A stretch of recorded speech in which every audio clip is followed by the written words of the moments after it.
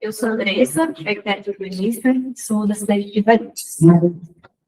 Sou Mariana, arquiteta urbanista. Eu sou o Thiago, sou biotecnologista e sou daqui de Campinas. Bom, nós dividimos a nossa apresentação em duas abordagens.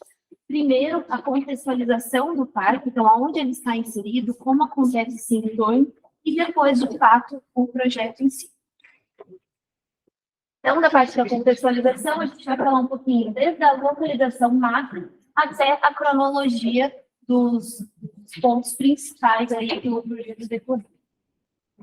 Na localização macro, ela está inserida, o projeto decorrido na Espanha, na região metropolitana de Barcelona, na cidade de Cerdanyola del Valle, que é bem essa região aqui, vai estar bem nesse pedaço aqui de perímetro de Cerdanyola. E do centro de Cerdanyola até o centro de Barcelona dá aproximadamente 12 quilômetros de distância. E no ranking de inovação, ela está em 18º lugar, segundo o Global Cities Innovation Index de 2023. Quanto à uso e ocupação do solo, no sentido nordeste e sudoeste, que é esse daqui, né, a gente identifica uma grande área de urbanização, que são dessas cores roxa e rosa. Já neste outro sentido, a gente percebe uma questão de áreas naturais, florescências e agrícolas. O parque está aí na região central. O parque tem todo esse perímetro aqui, e aqui está localizado o centro de Cerdanyola del Valle, na cidade mesmo, né? Aqui a gente tem o Parque Natural de La Serra de Cacerola. Nesse outro lado aqui a gente tem uma outra cidade chamada San Cugat del Valles. E aqui do outro lado, ainda em Cerdanyola, tem a Universidade Autônoma de Barcelona. Esse caso que a gente trouxe, que a gente achou bem interessante para identificar a questão da franja urbana que o parque se insere e como foi feita essa conexão com o já existente do entorno dessa área. Então, o vermelho é a comunicação residencial do entorno com o projeto, então, optou-se, né, para fazer essa comunicação com a parte residencial de Cerdanyola. Em azul, a parte da comunicação tecnológica, por conta da universidade que já existe aqui, e a parte tecnológica do projeto, tudo nessa parte central, então, tendo essa conexão com o já existente, e a parte ambiental também acontece, que é dessa parte do parque, né, que eu comentei anteriormente, e previram, né, a parte de corredores ecológicos no projeto, e também faz uma conexão com esses fragmentos de áreas verdes do outro lado da produção. Quanto à mobilidade externa, ela é bem vasta, tá? Logo aqui de cara, a gente vai ver a autopista mediterrânea, que ela passa bem por todo esse pedaço aqui. Aqui tem uma estação de trem e de metrô, e essas são todas as linhas que percorrem, que conectam o parque e ao seu entorno, né? Então, tem uma grande variedade aí de linhas que conectam também com San Cugat, essa cidade aqui do lado, e o centro de Cerdanyola também. E o mais interessante é que vão ser previstas modificações dessas linhas para poder atender o parque. E uma dessas modificações é integrar essa linha interna do parque com a universidade que acontece do outro lado da rodovia. Então, aí valorizando e priorizando essa questão da tecnologia, do estudo e de atrair mais estudantes para essa região de tecnologia que tem no parque.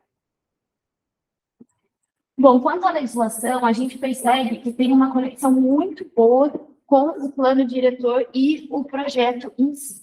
Então, a gente tem um histórico aqui, e o projeto ele foi inicialmente pensado no plano diretor metropolitano em 1976. Então, tinha essa carinha aqui.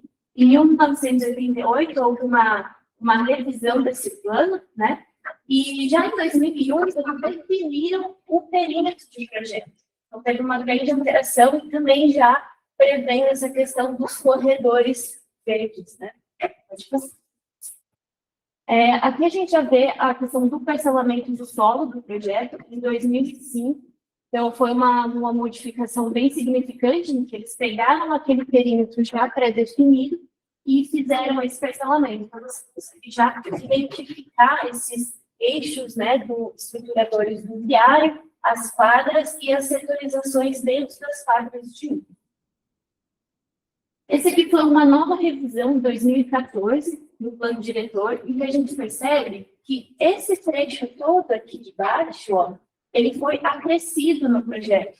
O perímetro anteriormente, ele passava por aqui. Então, foi anexado todo esse pedaço para poder incorporar ao parque. Uma outra modificação que a gente percebeu também foi nesse trecho em que, no projeto anterior, ele era destinado ao uso residencial. Só que ali era um antigo aterro sanitário. Então, nessa atualização em 2014, eles destinaram essa área mais para as questões ambientais. Outra modificação que a gente percebe é nesse trecho aqui também, que era previsto uma ocupação desse pedaço, porém ele foi destinado à parte ambiental. E uma atualização de projeto, que foi implantado já o Simples do Alba, que foi inaugurado em 2010, e isso eles já colocaram no plano diretor do projeto, desatualizado. Em 2020, que é o plano diretor atual, teve uma nova atualização por conta do projeto de participação da população, né? Em 2017, teve a participação popular, e isso foi considerado para a nova atualização do plano diretor. Então, por isso, esse foi o principal motivo aí de ter tido essa atualização, 2020. Então, aqui a gente traz uma cronologia para recapitular todos esses itens principais, né? Então, aí de 1976 até 2005, tiveram essas revisões e atualizações do plano. Em 2010, a inauguração do Simples do Alba. Em 2014, uma nova atualização do plano diretor. Entre 2017 e 2022, teve o processo participativo da população, né? E mais a atualização do projeto. E hoje, o Parque da Lagoa conta com 3 edifícios corporativos, 3 centros tecnológicos e um edifício de 24 casas. Ok, agora entramos na segunda parte da apresentação, falando sobre as características do plano diretor urbanístico em si, com todos esses pontos. Eu vou começar falando da governança até a questão do faseamento. Primeiro, como é administrado essa região? Ela foi feito um consórcio entre o Incasol, que é o Instituto Catalão do Solo, e o equivalente a uma prefeitura, digamos, de Cerdaniola del Valle, no ano de 2001, ou seja, já é um consórcio estabelecido há muito tempo, que é esse consórcio urbanístico do Centro Institucional de Cerdaniola del Valle.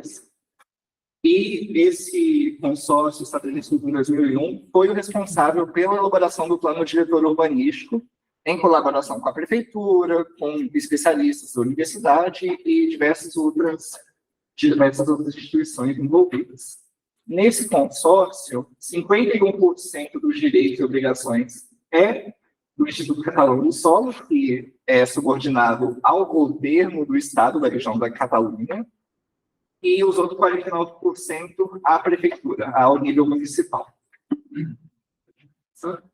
E quais são os objetivos do projeto, né? Ele tem 10 objetivos que ele coloca, que são referentes ao plano diretor. Primeiro, estabelecer uma delimitação e organização detalhada do centro direcional. E consolidar o centro direcional como uma nova centralidade urbana de interesse supramunicipal. Inclusive, essa região só tem um plano diretor urbanístico por essa questão de ser uma centralidade urbana de interesse supramunicipal. Porque, de acordo com o decreto de 2010, que revisou a lei urbanista da região, lá essas regiões de interesse supramunicipal teriam que ter esse plano diretor para ter uma urbanização específica e singular de acordo com as características da região. Além disso, melhorar a qualidade urbana do centro direcional, especialmente em questões da conjugação entre os espaços verdes e o viário existente e o viário a ser implantado. Integrar a nova cidade já existente, que era uma das principais críticas que a população fazia, porque ia criar uma nova centralidade desconexa do resto da cidade. Criação de uma região coesa, isso é, uma região que tenha serviços, que tenha emprego, que tenha população de um mix social distinto de várias classes, para criar essa região que funcione como um bairro, não seja algo assim incoerente. Adequar, esse é um ponto muito importante, adequar a ordenação, né, o plano, com base nos requerimentos das resoluções judiciais. Teve o plano de 2014, ele foi anulado judicialmente, e aí eles criaram esse novo plano, e lá eles descrevem claramente, fomos anulados por esses motivos, e agora estamos preenchendo dessa forma os requisitos. Constituir um polo econômico, científico e tecnológico, desenvolver um crescimento residencial que atenda às necessidades de habitação da região, especialmente quanto à diversificação. A Prefeitura de Sertaniola está preocupada com o envelhecimento populacional e quer atrair jovens para a região.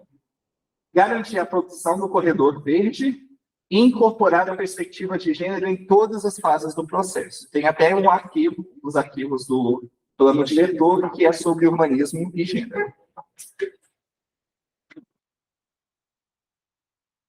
Quanto à organização do projeto, tem três macro-áreas, o Parque Científico Tecnológico, o Bairro Residencial e o Corredor Verde, que já foram mostradas, mas mostrarei um mapa novamente.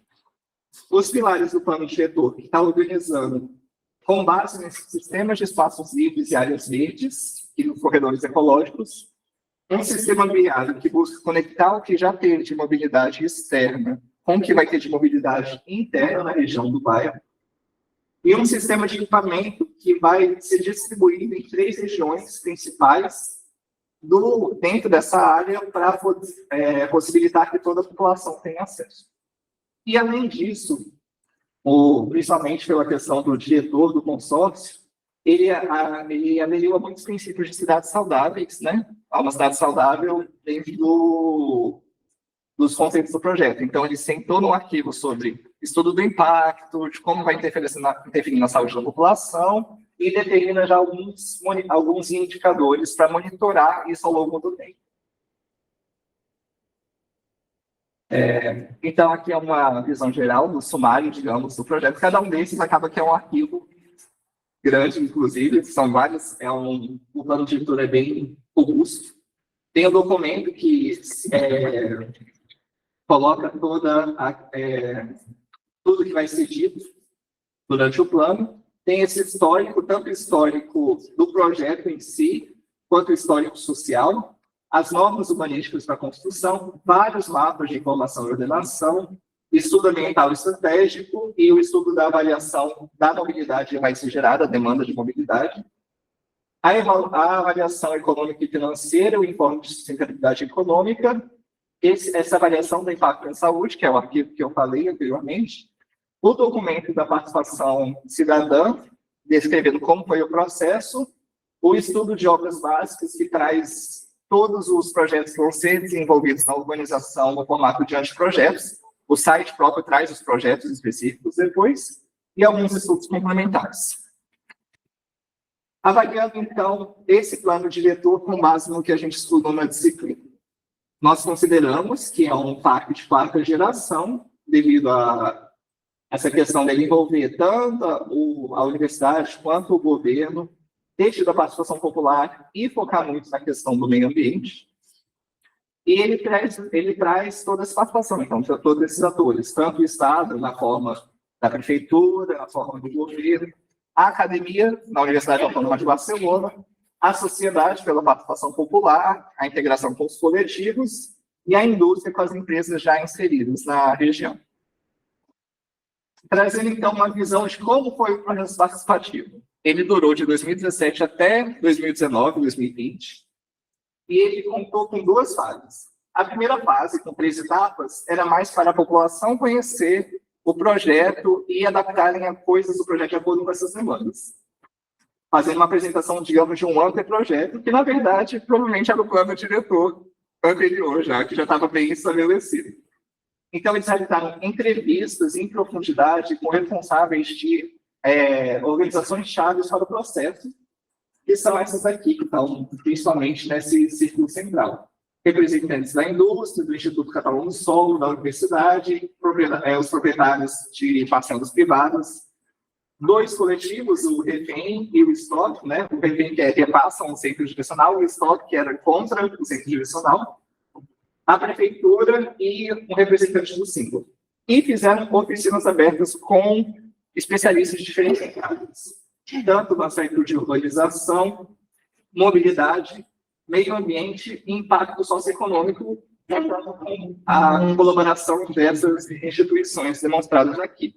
E a quinta oficina, que aqui mostram 4, a quinta oficina foi com os partidos políticos representados na prefeitura de Cerdaniola del Valle.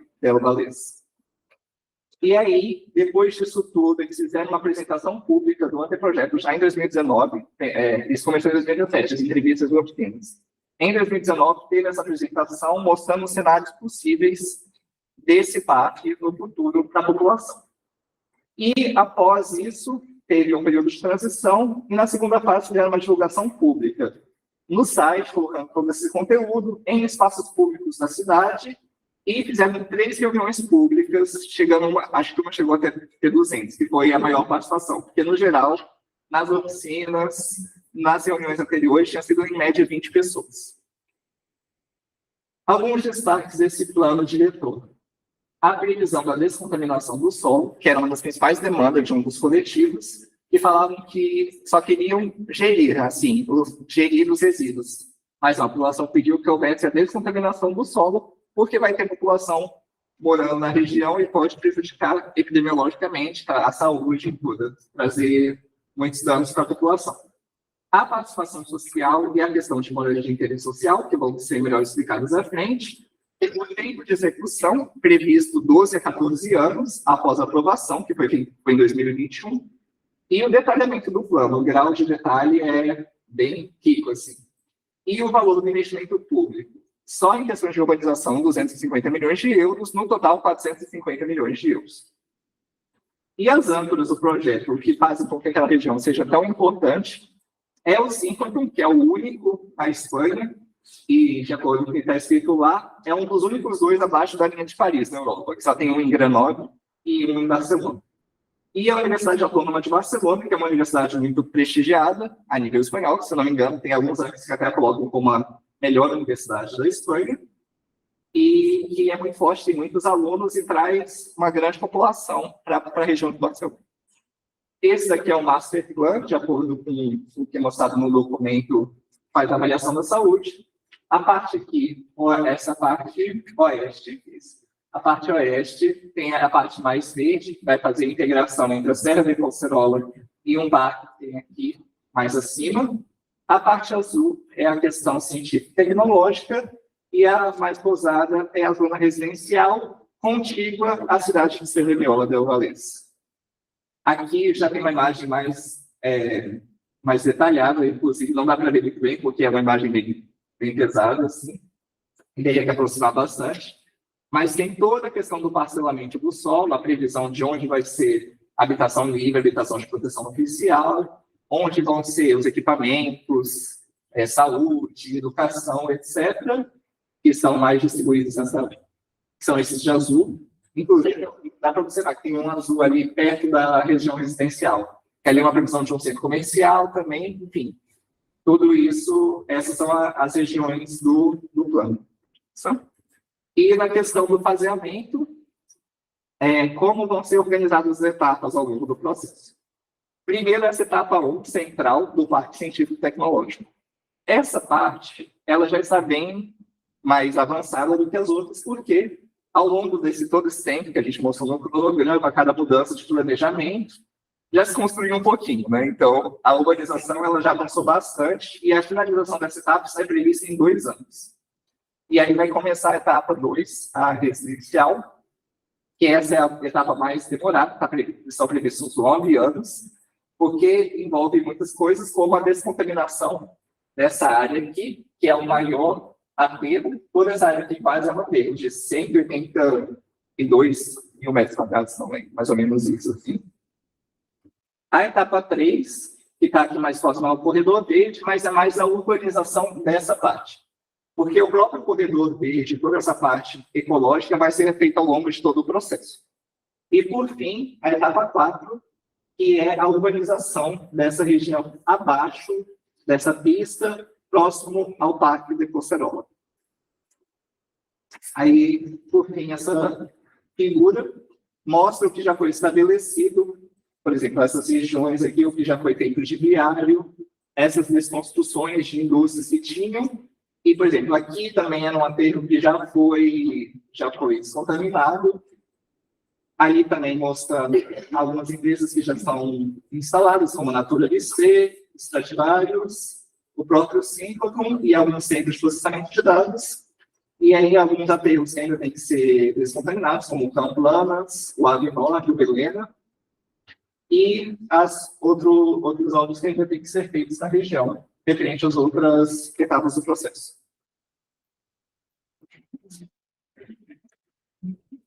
A gente trouxe algumas diretrizes econômicas do PAC. Como financiamento, eles utilizam basicamente a montante do próprio consórcio.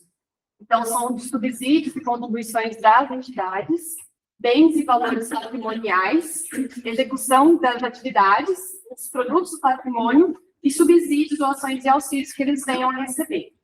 Eles fizeram essa estimativa de impactos para os projetos de urbanização, que foi estimado em 245 bilhões de euros.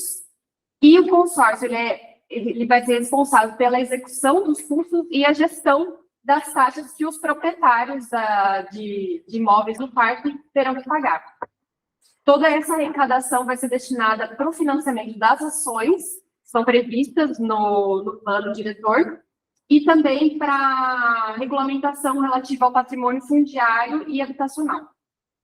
A Prefeitura e o Incasol, que são do consórcio, como eles são proprietários também de imóveis na área, eles vão ter que tanto financiar parte desses custos, mas eles também vão ter retorno com a comercialização dos lotes que eles venham a gerar.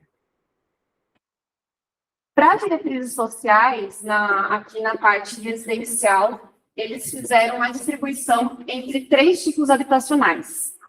O que está não sei se vai dar para ver muito bem, o que está em rosa, em salmão, são moradias de mercado, moradias que não têm subsídio, que vão ser comercializadas livremente. Em laranja, são as moradias de habitação de produção oficial com preço acordado, que é um programa que eles têm lá na Catalunha para pessoas que tenham renda familiar de até 6 salários mínimos, indicador de suficiência de renda da Catalunha, que seria o salário mínimo deles, 6 vezes e meia esse valor. Para as áreas que estão em amarelo, são a habitação de produção oficial do regime geral, que são até 5 vezes esse valor. E esse regime de proteção oficial, ele também tem um regime especial, que são de famílias que não excedam 2 vezes e meia o valor, que não está contemplado no projeto. E em roxo, são os edifícios que estão marcados em roxo, eles terão que fornecer no térreo áreas de atividades econômicas. Em relação às diretrizes ambientais, a gente trouxe alguns pontos que a gente achou importante. Primeiro, a descontaminação das áreas de aterro. O parque em si, ele procura melhorar a gestão de requalificação de áreas contaminadas e ser utilizado como exemplo para ter um desenvolvimento urbano sustentável e reduzir a ocupação de solos naturais. Essas áreas que estão em marrom mais escuro são essas áreas de contaminação. E até dezembro de 2022, 16% dessas áreas elas já tinham sido recuperadas. O parque também, outro ponto de destaque, é essa linha azul, o Ares Catalunha, que foram criados espaços verdes de qualidade que integra o corredor verde do parque. E também aqui, nesse ponto roxo, que são edifícios industriais que estão para ser demolidos para a recuperação da área também. Outras questões ambientais são os sistemas de espaços livres que eles criaram. Eles separam em verde, são os espaços livres primários e em laranja são os corredores secundários. Então, eles tentam essa integração. O parque está mais ou menos aqui, eles tentam sempre a integração com a vegetação aqui de baixo, tanto lá de cima, passando pelo parque, a integração do Parque Natural de Cocerola, a criação de corredores verdes, a conexão de todas essas áreas livres, dos espaços livres, e também de todas as áreas abertas. Eles procuram integrar tudo nesse projeto. Outras estratégias são as recuperações de áreas industriais. Aqui é um exemplo que a gente mostrou na documentação deles, que o antes e depois de uma área que tinha uma construção industrial e recuperação ambiental dessa área. Eles também usam as soluções baseadas na natureza, sistemas naturais de drenagem com as biovaletas, faz a gestão de todas essas áreas verdes com as áreas a serem construídas, tem o suporte agrícola, e eles fazem tudo isso pensando com uma rede de caminhos saudáveis e educativos, que a própria integração já tem esse papel educativo. Para a mobilidade, cada trecho das vias, eles são pensados detalhadamente. Então, cada pedacinho tem desde vias mais tradicionais, como a gente tem aqui de carros, com as calçadas para os pedestres. Aqui, nesse trecho, que são eles propõem duas formas de fazer esse traçado. Uma, acho que não estou dando para ver direito aqui, mas é uma com uma área de calçada bem extensa, que vem toda essa parte aqui, e uma faixa mais reduzida para carro, e isso futuramente, essa área de pedestre também pode ser ocupada por transportes públicos. E aqui também Vou criar para você. tá ótimo. E aqui dá para ver melhor, né, a parte de calçada, a área de bicicleta, o transporte sobre trilhos e a parte de veículos. E mais para baixo tem um outro modelo. Aqui eles já fazem uma maior priorização do pedestre, eles colocam toda a área central para a circulação de pedestres, fazem carros bem mais reduzidas, e as laterais também com as calçadas, então eles têm essa valorização bem intensa de meio de transporte alternativo e da caminhabilidade. Pode passar.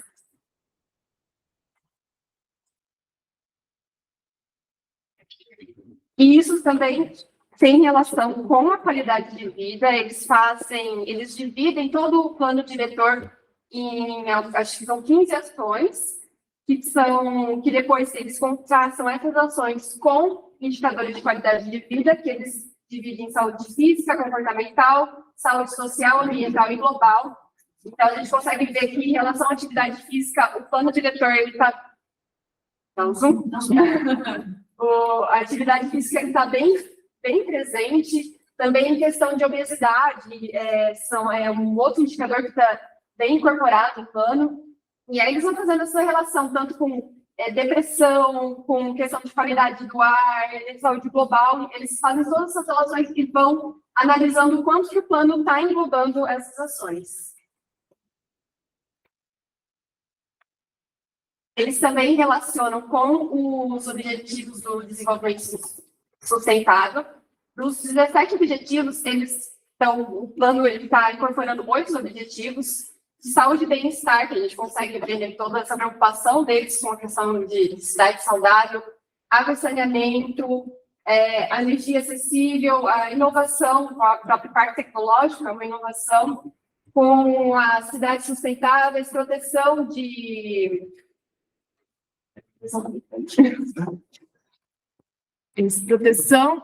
do Consumo responsável, produção e consumo responsável. Ação pelo clima, os ecossistemas terrestres. E uma coisa que chama atenção também é que, apesar de eles terem essa questão que eles falam, né, da preocupação com a integração de gênero, só que eles não apontam isso como algo presente no projeto. Então, é só uma teoria, eles estão só ainda buscando integrar a preocupação de gênero. E, por fim, a gente realizou um mapeamento sistemático para ver o que tem sido pesquisado sobre o parque. A gente usou como palavras-chave o Parque Velado mesmo. Se a gente procurasse sobre o ciclodon, apareceriam outros artigos, mas a gente quis até ao parque. Então, a gente colocou 3 artigos, 2 deles tratam sobre a energia do parque, e um deles ele fala sobre novas expressões que têm surgido na arquitetura por conta desse novo urbanismo. Eu estava falando das nossas referências. Anteriormente, a gente usou como referências o próprio site. Eles têm uma documentação muito extensa, muito conteúdo, vai estar difícil da gente buscar priorizar também. E esses são alguns pontos que a gente achou importante destacar. Primeiro, dentro do projeto, que desde 76 o parque tem sido pensado e desenvolvido, só que só mais recentemente que eles começaram a dar andamento mesmo no projeto. Em relação à legitimação do processo, o projeto de 2014, ele teve que ser revisto por não ter tido a participação, então ele foi anulado, teve que começar do começo para ter a participação social. Porém, o processo participativo, ele assim, teve bastante engajamento do consórcio, mas não da população. A população ela não esteve muito presente nas reuniões. Outro ponto importante é a descontaminação dos aterros, que a gente vê isso tanto como a potencialidade como a fragilidade, que pode trazer riscos para a população, se não for bem feita. E também a potencialidade porque é um parque tecnológico, então eles vão testar soluções para trazer, para requalificar essa área e as pessoas poderem usar essa área. E em relação ao meio social, e a gente percebeu que o que eles querem mesmo é atrair população altamente qualificada, pessoas jovens, porque eles não oferecem opção de moradia para faixas de rendas mais baixas, então eles querem mesmo, no próprio site eles falam sobre isso, que eles querem atrair essa mão de obra qualificada, então eles têm todas as soluções deles apontam para trazer essa população mais jovem para o empreendimento. Obrigada.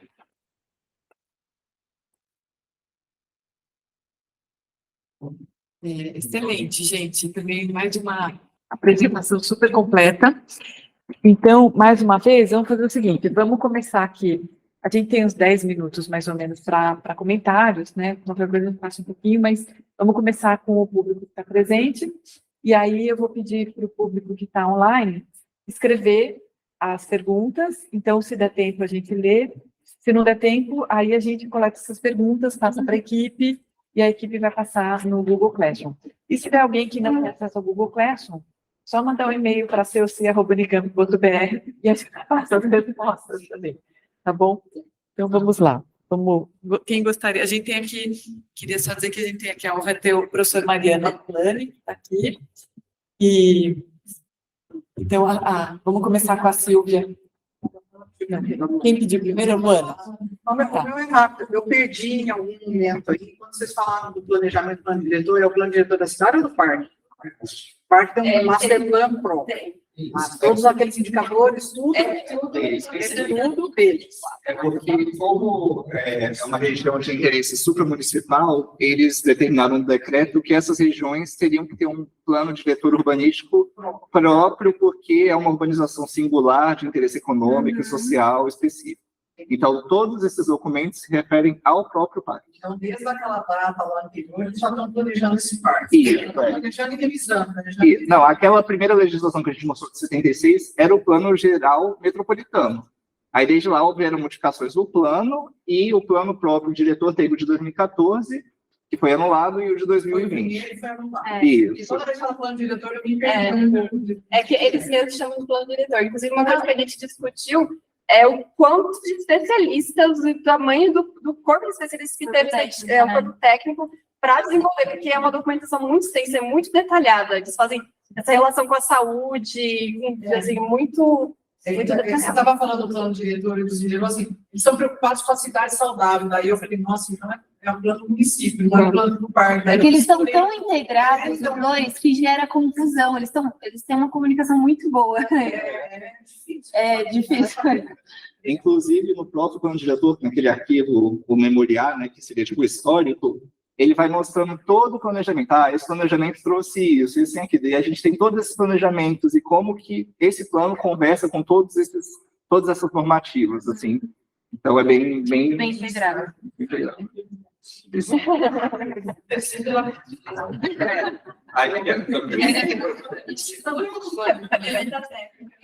Obrigada. Então, a gente passa para a Luana.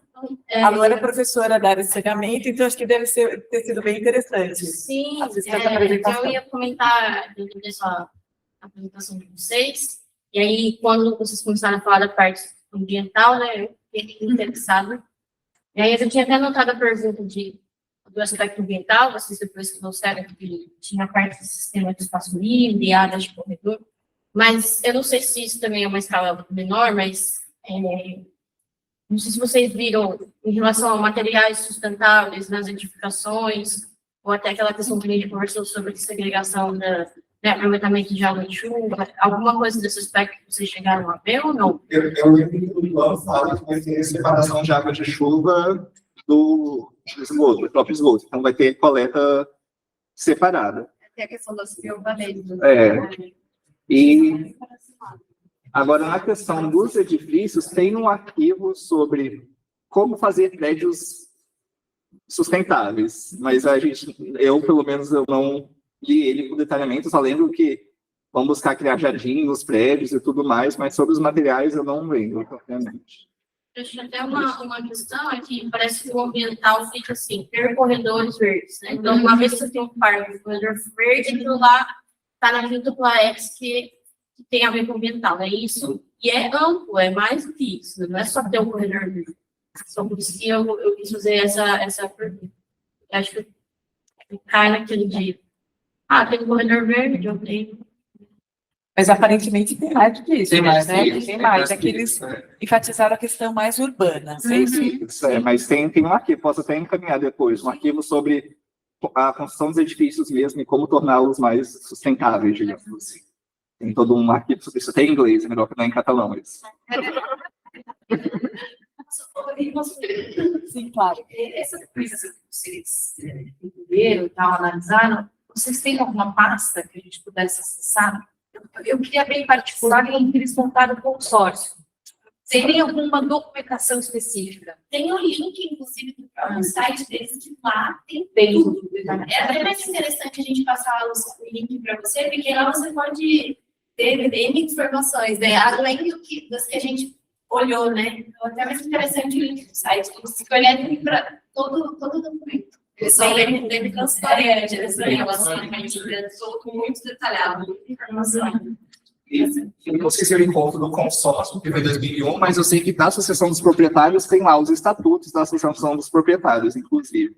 Agora, do consórcio, que é de 2001, eu não sei se tem documento no site, mas posso olhar também, assim, sobre a constituição do consórcio. De como foi constituído o consórcio. Agora eu não lembro qual documento, mas tem lá para escrever. Agora eu posso fazer um comentário da é tão bonito que eu fico pensando quais são os desafios? Deve ter alguma dificuldade por cá, não é possível. É tão bem organizado, tão assim, modelo. E assim, o que eles não estão contando? Mas como já deu muita coisa errada, né? O planejamento já está sendo feito há muito tempo, já foi anulado, já tiveram erros, buracos que foram utilizados até nos processos judiciais, porque tinha erros no planejamento. E tem muita coisa que ainda está só na teoria, né? Que nem a questão de gênero, que eles falam, só que eles mesmos não apontam como sendo uma coisa importante. Então, ainda está só tá na teoria, ainda a gente tem que ver ainda como que vai ser implantado. Mas o mais interessante é que eles insistem em ser os melhores. Isso que a gente percebeu, né? Durante todo esse tempo, eles vão, revisam, identificam os problemas, melhoram, acham as soluções. Então, isso que é legal. Demorou bastante tempo, 47 anos, né? Demorou. Mas, assim, muito estudo em cima, né? Tanto que tem muito material, né? Material. Sim, claro. Parabéns para vocês, assim, fantásticos. Eu acompanho um pouco o tanto de documentos que tem, eu acho que pelo tempo, eu acho que todos os projetos aqui, gostaria de falar que não é tudo 100%, quando vocês colocam aí a questão da participação social, e a participação social, ela é uma das pernas do tripé da cidade saudável, então eu acredito que eles estão trabalhando intensamente para fazer algumas ações que tragam a sociedade civil ali, como fizeram, e a pupila que traz a cereja dessa experiência é pensar o desenvolvimento com a qualidade de vida. É fundamental isso assim, não são eles que criaram, eles estão trabalhando porque a população é envelhecida, eles precisam ter mão de obra ativa, e tendo mão de obra ativa e que acompanha a sua qualidade de vida e de quem vive ali e também fora do entorno, é fantástico isso. Então, acho que serve até de exemplo para Fortaleza, porque é um gap a mais, é um movimento a mais, e não é um movimento fácil. Trabalhar com qualidade de vida, trabalhar com a pessoa que fica doente, ou que ela está ficando velha, você precisa ter investimento político ali, não só da experiência do parque, mas de outras, da própria do governo. Então, eu acho que o problema, Milena, professora Milena, eu acho que a questão da participação social ainda precisa ser mais coesa e mais no tom do desenvolvimento que eles colocam. Mas, olha, parabéns, a gente precisa colocar isso, colocar isso em publicação também, ou de alguma forma, a nossa visão e os nossos comparativos aqui, enquanto isso pode ser referência, e já dos demais, das demais experiências. Muito grata pela apresentação. Posso falar? Sim, só fazer um comentário para quem está assistindo que não é da disciplina. A professora Ana Esperandio é nossa especialista em cidade saudável. Acho que é importante registrar. Silvia, por favor. Bom, eu tinha bastante expectativa, já tinha manifestado em relação a esse parque. Eu acho que ele se tem alguma referência para o RIDS, é esse, né? Inclusive, no bom sentido, acho que os erros também, os percursos, né? Porque a gente percebe que hoje talvez seja o cenário mais favorável, mas eles já passaram por muita coisa. E que a gente, de preferência, aprenda com os erros para ter que repetir. Essa é uma questão. Me chamou muita atenção quando você apresentou a questão dos corredores verdes. Na verdade, tem uma cunha verde aqui. Bem, se você puder pôr a imagem. Não, foi logo no início que ela mostrou dos corredores. Aqui. E mais do que a questão do corredor, é essa cunha verde dentro do território. Entendeu? Isso assim, é muito interessante e, assim, não mesquinho, vamos dizer assim, em relação a essa questão ambiental. Só destacar, né, que a questão ambiental, ela não passa só pela questão dos corredores, mas ela já tem, porque isso também é uma das iniciativas mais inovadoras que a gente está trabalhando. Exatamente. Ela não é só, nem divide, nem nada, muito pelo contrário. Eu acho que esse olhar, né? E a questão do verde ajudando na questão do planejamento urbano, não sendo concorrente. E, obviamente, né, da minha área de pesquisa, não poderia te falar que eu tenho, assim, embora não tenha atuação de interesse social, mas a busca tem atuação dentro do território, que é não só uma garantia da questão de atrair e reter a população, e de população qualificada, mas dessa renovação. Porque se eu tenho só uma população envelhecida, fora, etc., que não está vinculada, a probabilidade desses parques falir é muito grande também, ou de não ter recursos humanos. Então, é investimento, na verdade, de atração e retenção de investimentos humanos, e, obviamente, eu vejo dois mix aí muito importantes. Não só a questão do mix social, mas de usos. Vocês percebam, né, que a mesma área habitacional, ela sai toda misturada, né, que, inclusive, com outros serviços. Então, é aprender só dar um outro olhar complementar a essas questões desse parque aí. Parabéns, muito bom. Só para registrar, a professora Silvia Mikami é professora na área de habitação. Eu não sei se tem algum comentário final. Muito bom, gente, excelente. E aí eu queria só pedir, então, que todos os grupos, se possível, como vocês já compartilharam uma pasta na Classroom, vocês puderem colocar, vocês devem ter organizado uma pasta com documentos, né? Então, se vocês puderem compartilhar também essa pasta de documentos, né? Porque daí todo mundo que quiser dar mais uma olhada, assim, nos documentos que vocês consultaram, faz uma pastinha lá de documentos consultados. Pode até separar em literatura acadêmica e literatura cinzenta. Na verdade, a gente encontrou uma dissertação de mestrado sobre. Só. Uma só. A acadêmica foi só essa. Incrível, né, gente? Porque é um material interessantíssimo, né? Acho que foi recente, deve começar a publicar agora, né? Que é o de 2020, então... Então, tá vendo um nicho também de possibilidades de publicação com interesse internacional, né?